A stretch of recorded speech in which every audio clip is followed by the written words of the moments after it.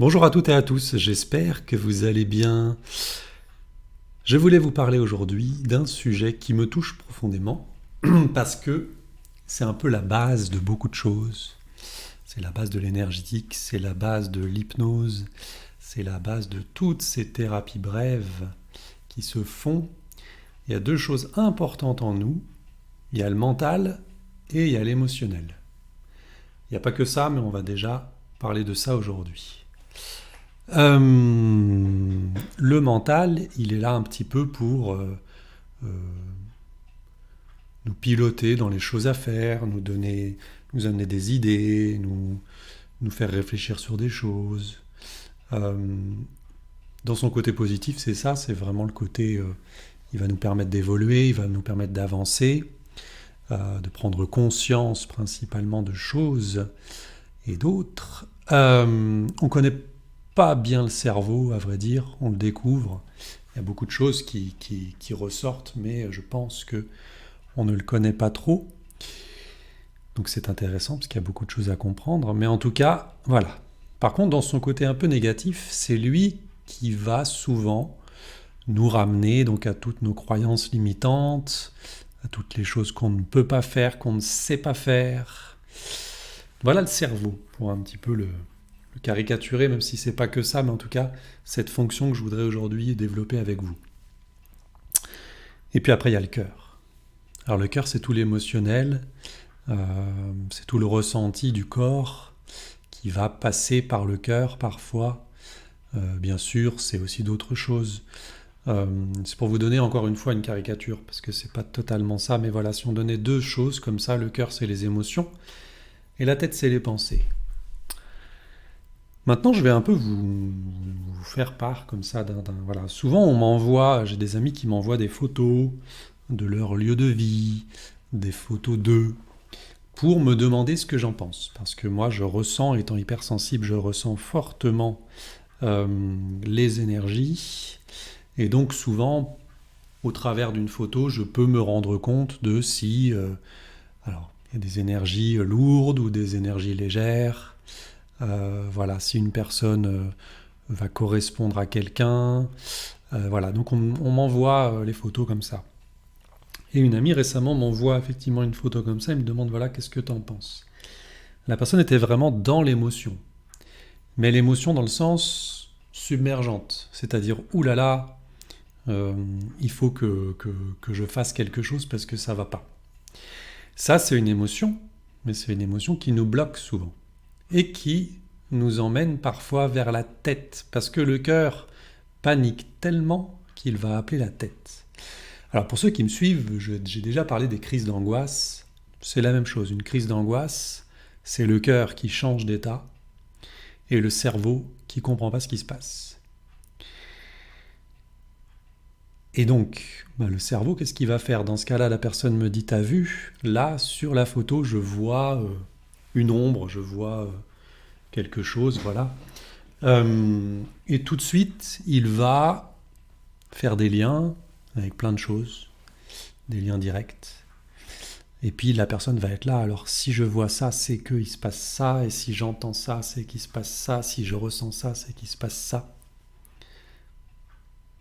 En fait, dans cette recherche de comprendre ce qui se passe dans un lieu ou avec une personne, ça se passe pas là en fait. Là, cet endroit-là, la tête, elle va nous squeezer, nous empêcher de vraiment ressentir. Et je viens de vous sortir le mot, c'est-à-dire qu'il faut vraiment ressentir. Donc il suffit simplement de se poser en état méditatif, en état de conscience modifié, pour un maximum libérer l'esprit. Parce que l'esprit, il est doué pour créer plein de choses. Du coup, on va croire... moi, j'ai des gens qui me disent « Oh là là, j'ai le mauvais œil. On m'a acheté un sort. » Plein de phrases comme ça. C'est possible, hein, je ne dis pas que c'est impossible. Si je savais toutes les choses qui se font dans ce monde, voilà, j'en découvre à chaque fois et donc peut-être que c'est possible. Mais en tout cas, là, ce sur quoi on est, c'est pas ça, c'est vraiment du ressenti énergétique. Donc le ressenti énergétique, l'énergie, hein, Einstein en parlait, donc il n'y a pas besoin, voilà, la science valide certaines choses, mais c'est vraiment quand vous êtes dans un lieu, comment vous vous sentez, comment vous êtes. Et donc, encore une fois, le mental, lui, il ne va pas vous aider dans ce travail, parce que il va ramener des croyances, ramener des peurs surtout. Et du coup, ça va squeezer. Et en fait, ça va faire exactement comme quand on a une crise d'angoisse, c'est-à-dire que là, je vous en parlais, le cœur va se mettre à battre étrangement, le cerveau va se demander ce qui se passe, et les poumons vont s'arrêter sur la demande du cerveau. Alors qu'en fait, la seule chose qui fonctionne vraiment fort pour nous, en tout cas dans notre corps, quand on fait une crise d'angoisse, c'est la respiration. Il n'y a que la respiration qui peut calmer. En réalité, il n'y a pas que la respiration, mais en tout cas de manière naturelle, c'est ce qui va calmer. C'est la première chose qu'on doit mettre en place pour gérer une crise d'angoisse. Là, pour observer quelque chose comme ça, c'est la même chose. Vous allez devoir vous poser, vous allez devoir respirer profondément, et puis simplement ressentir avec le cœur. Donc voilà, ça c'était la première chose que je voulais vous confier, entre parenthèses, par rapport à un ressenti. La deuxième chose, c'est de m'envoyer la photo pour me demander ce que moi j'en pense. Alors, comment dire j'avais déjà fait une première vidéo la dernière fois là-dessus, un peu sur les médiums. Ça va être pareil sur les énergéticiens, les personnes qui nettoient les lieux et tout. C'est génial de faire appel à quelqu'un, parce qu'il va vous aider, parce que c'est son domaine, parce que c'est quelque chose qu'il connaît. Mais il y a quand même quelque chose dans le fond qui est dans le fond, c'est-à-dire qu'il n'est pas dans la globalité du truc. Dans la globalité du truc, c'est très bien de faire appel à quelqu'un qui est spécialisé là-dedans, parce qu'il va avoir une sensibilité, parce qu'il va avoir... voilà.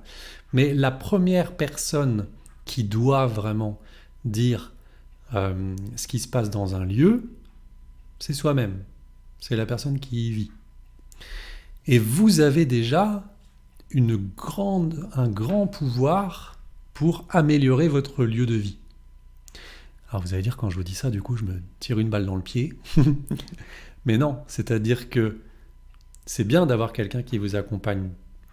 Tout comme quand vous êtes en thérapie. C'est très bien d'avoir quelqu'un qui vous accompagne parce qu'il va vous donner un avis extérieur. Il va vous donner une vision de la chose autre que celle que vous avez vous, parce que vous êtes vraiment dans votre truc. Et donc il va souvent d'ailleurs vous mettre dans cet état de conscience modifié pour que vous puissiez prendre vous-même conscience. Mais voilà, je viens de la dire la phrase. Vous allez vous-même prendre conscience. Un énergéticien, quelqu'un qui vient, un géobiologue, il va bien évidemment analyser le lieu et dire là, il y a des choses qui ne vont pas, il faudrait faire ça pour améliorer. Ça, c'est OK. Par contre, la première personne qui peut vraiment vous dire ce qui se passe dans un lieu, c'est vous-même. C'est pas l'autre. Donc, faites-vous confiance. Et puis, quand vous avez comme ça un lieu où vous ne vous sentez pas bien, déjà, à partir du moment où vous m'envoyez la photo, c'est qu'il y a quelque chose. Il ne faut pas se poser la question. C'est pas votre esprit qui vous envoie des trucs. Il se passe vraiment quelque chose. Mais par contre, quand, par exemple, moi, je vais intervenir, je ne vais pas ressentir les mêmes choses que vous. Je vais ressentir d'autres choses qui m'appartiennent à moi, qui m'apparaîtront dans ce lieu. Donc je vais nettoyer de la manière qui, moi, me paraît bonne et par rapport à mes ressentis. Mais la première personne vraiment importante, je reviens là-dessus, c'est vous. Quand vous m'envoyez une photo, c'est que déjà vous savez qu'il y a quelque chose. Donc faites-vous confiance. Puis après, vous pouvez avoir des techniques à vous-même qui vont vous permettre justement de vous sentir mieux. C'est un peu comme justement là, cette respiration, cette crise d'angoisse. Quand quelqu'un vient me voir pour les crises d'angoisse, il veut gérer un symptôme. Moi, je vais travailler en profondeur sur les causes. Pas sur le symptôme, mais sur les causes, pour déblayer, pour qu'ensuite ce symptôme disparaisse. Mais dans un premier temps, je vais donner déjà, dans le cas de la crise d'angoisse, la respiration. Ça me paraît tellement évident que du coup, je vais lui donner ça. Je vais lui apprendre à respirer et ça va lui permettre de s'en sortir. Et bien là, dans le cadre effectivement d'un nettoyage de lieu, vous devez avoir des choses qui vous permettent vous-même de faire des actions déjà. En attendant, c'est ça, c'est-à-dire que la crise d'angoisse, quand on la gère par la respiration, ça va être vraiment l'urgence, le curatif et pas le préventif. Le curatif, c'est vraiment guérir, c'est pas le mot, mais accompagner l'angoisse, et puis ensuite le préventif, ça va être de travailler sur mais pourquoi? Pourquoi tu as ces angoisses? Le géobiologue, l'énergéticien, c'est pareil. Quand il va aller dans un lieu, il va aller chercher la cause. Par exemple, un géobiologue, il va aller regarder sur les failles qui peut passer, les points d'eau, les lignes de Curie, toutes ces choses-là. Il va analyser, il va voir, et en fonction de ce qu'il va voir, il va mettre des choses pour harmoniser. Et du coup, il va travailler sur la cause, parce que c'est le lieu qui est de base mauvais. Enfin, de base mauvais, non, de base mal aligné. Donc il va l'aligner. Mais par contre, avant et après même, pour que vous puissiez vous sentir bien dans un lieu, il faut que ce soit vous. C'est tout à fait logique d'aller chercher justement un spécialiste, mais par contre, il y a moi, ce sur quoi cette vidéo, je souhaite qu'elle fasse vraiment écho en vous, c'est que vous êtes fort, c'est que vous pouvez déjà faire des choses. Vous ne pouvez pas tout faire, mais vous pouvez faire des choses. Et c'est important dans ce genre d'exercice de s'approprier le résultat. C'est-à-dire d'être acteur dans ce truc et ne pas être passif. Parce que j'ai beaucoup connu au début, je faisais effectivement confiance à des gens et je ne critiquerai absolument pas. J'avais sans doute besoin de ces gens et ils étaient de très bonne confiance. Mais avec tout ce qui se passait dans mon cabinet et chez moi, j'aurais pu payer 300 € tous les 15 jours pour nettoyer. Donc au bout d'un moment, en fait, on ne peut plus trop vivre comme ça. Donc je me suis approprié des techniques pour que ponctuellement je puisse effectivement améliorer mon lieu de vie. Et puis après, j'ai fait venir un spécialiste qui a vraiment, qui m'a aidé, mais qui a eu cette intelligence de me mettre dans le truc. C'est-à-dire qu'il m'a dit, ça va être toi qui vas ressentir. Et il a validé que je ressentais. Et ensuite, il a pris la main pour harmoniser le lieu. Donc, moi j'aime bien ce principe et c'est vraiment s'il y a une phrase que je ressortirais de cette vidéo, j'aime bien en ce moment ressortir des phrases, je vous en ai ressorti pour la dernière fois, c'est « Soyez acteur de votre changement ». C'est une phrase qu'on entend beaucoup, mais en fait on ne se rend pas compte à quel point elle est importante.